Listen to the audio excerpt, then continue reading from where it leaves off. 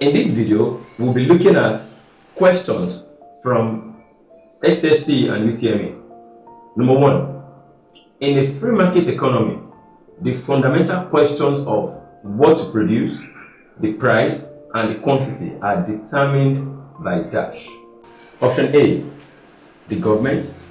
Option B, the people. Option C, price mechanism. Option D, none of the above.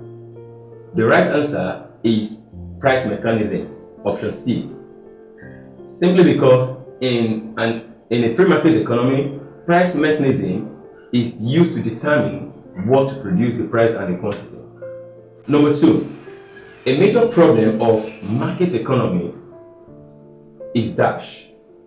Option A, it is unfair to the poor.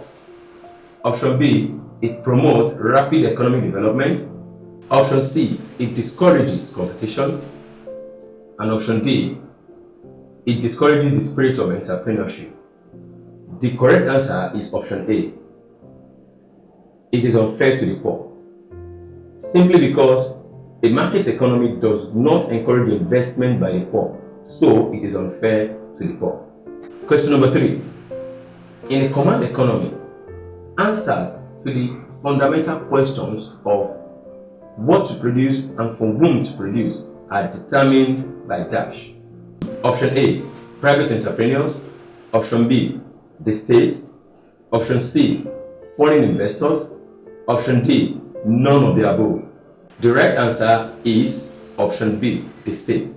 Reason being that in a command economy, of course, command economy is another name for socialism. So in a command economy, the question of what to produce is answered by the state. Question number 4.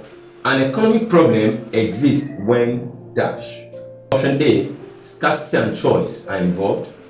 Option B, choice and want are involved. Option C, scale of preference is involved. And option D, none of the above.